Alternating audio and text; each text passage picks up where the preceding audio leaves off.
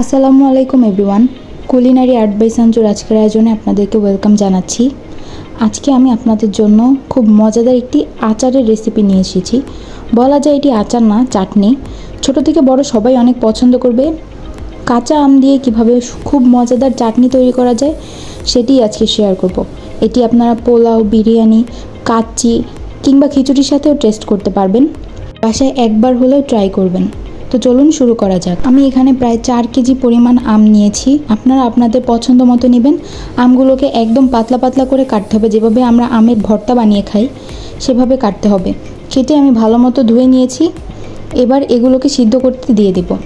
যার জন্য একটা বড় ননস্টিকের হাঁড়ি নিয়েছি। এর মধ্যে সবগুলো আম দিয়ে তারপরে ঢাকনা দিয়ে ঢেকে দিব। এখানে কোনো পানি অ্যাড করা লাগবে না, অলরেডি আমের থেকে পানি বের হবে। দেখুন এই পরিমাণ পানি বের হয়েছে এবং আমগুলোকে একদম প্রপার সিদ্ধ করে নিতে হবে। তারপর পানিগুলোকে টেনে নিতে হবে। এর মধ্যে আমি একে একে কিছু উপকরণ অ্যাড করব। আমি এখানে দিয়েছি ভিনেগার, হাফ কাপের মতো ভিনেগার দিয়েছি।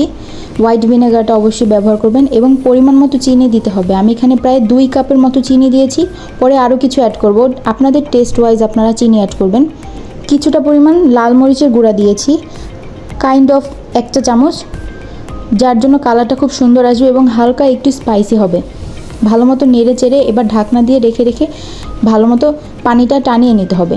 দেখুন আমি আরও 1 কাপ পরিমাণ চিনি অ্যাড করেছি, আপনারা আপনাদের পছন্দ মতো দিয়ে দিবেন। যখন পানিটা আস্তে আস্তে টেনে আসবে, কালারটাও কিন্তু চেঞ্জ হতে থাকবে এবং খুব সুন্দর একটি কালার চলে আসবে। এই পর্যায়ে আমি ওইগুলোকে একটা সাইডে রেখে দিয়ে তারপর কিছুটা পরিমাণ সরিষার তেল দিয়েছি, প্রায় 1/4 কাপ পরিমাণ। এরপর তেলটা গরম হয়ে গেলে দিচ্ছি 2 টুকরো তেজপাতা। এরপর সেই সিদ্ধ করে নেওয়া আমগুলোকে ঢেলে দিব। দেখুন কালারটা কি সুন্দর হয়েছে। ঢেলে ভালো মতো নেড়ে চেড়ে নিতে হবে, অনবরত নাড়তে থাকতে হবে এই পর্যায়ে, যাতে নিচে লেগে না যায়। তারপর আমি এখানে দিয়েছি ভাজা ধনিয়া গুঁড়া প্রায় 2 টেবিল চামচ পরিমাণ। তারপর দিয়েছি 5 ফোড়ন প্রায় 1 টেবিল চামচ পরিমাণ।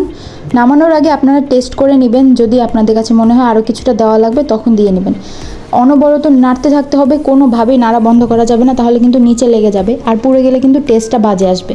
ঠিক যখন এরকম কনসিস্টেন্সি চলে আসবে তখন নামিয়ে নিতে হবে। ঠান্ডা হয়ে গেলে কিন্তু এটা আরোটা কিছু পরিমাণ শক্ত হয়ে যাবে, তাই বুঝে নামাতে হবে। ব্যাস তৈরি হয়ে গেল খুব মজাদার কাঁচা আমের চাটনি। এটি আপনারা পোলাওয়ের সাথে, বিরিয়ানির সাথে, কাচ্চির সাথে, খিচুড়ি যে কোনো খাবারের সাথে টেস্ট করতে পারবেন এবং শুধুও খেতে পারবেন। এটা অনেক মজা, বাচ্চারা তো চেটে পুটে খেয়ে নেবে। তো আজকের রেসিপিটি কেমন লেগেছে অবশ্যই কমেন্ট করে জানাবেন। ভালো লাগলে একটি লাইক করবেন এবং চ্যানেলটাকে সাবস্ক্রাইব করবেন আর ফ্যামিলির সাথে শেয়ার করতে পারেন।